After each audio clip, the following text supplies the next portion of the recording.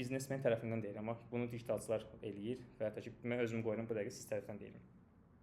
Sizə bir report gəlir çox gümanca, deyirsiniz ki, okey, sizdə satış var. Məsəl üçün rəqəmlər şərtidir. 50 satış olubdur, okeydir. 50 satışı biz 50 adam neçəyə satış eləmişik? 50 manata. Okey, 50 manata biz 50 satış elədik. Səbət tutarımız nə qədər oldu? Məsəl üçün 10 manat. Hə, toplamda biz qazandıq 500 manat. Yəni biz 50 manat qoyduq, 500 manat götürdük. ROI məsələlərini qarışdırdınız. Okey. Siz də reklama xərcləmisiniz, deyək ki, 50 manat. 50 manatın azı. Sizin üçün bu okeydir. Çünki hər gün qəşəng qazanmısınız. Amma bunun arxa tərəfini görmürsünüz. Bu da nədir arxa tərəfini görməmək?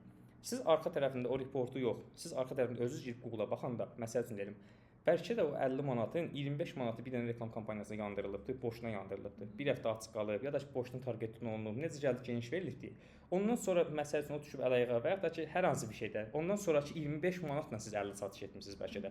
Toplamda xərciniz 50 manat olub deyə siz bölürsüz o toplam satış deyirsiniz, hə də 50 manata 50 satış etdik. Əslində 50 manat etməmisiniz, 25 manata 50 satış etmisiniz. Siz orada ən azı yarı faiz. İndi mən şərt olaraq 25 manat deyirəm. Bu qalxıb bu 600 manat olanda demək ki, siz 300 manatı boşuna itirmiş olursunuz orada o satışlarda. Ona görə yəni o işin ən azı özünüzdə olsa profili siz daha çox yəni müdaxilə edə bilərsiniz işinizə.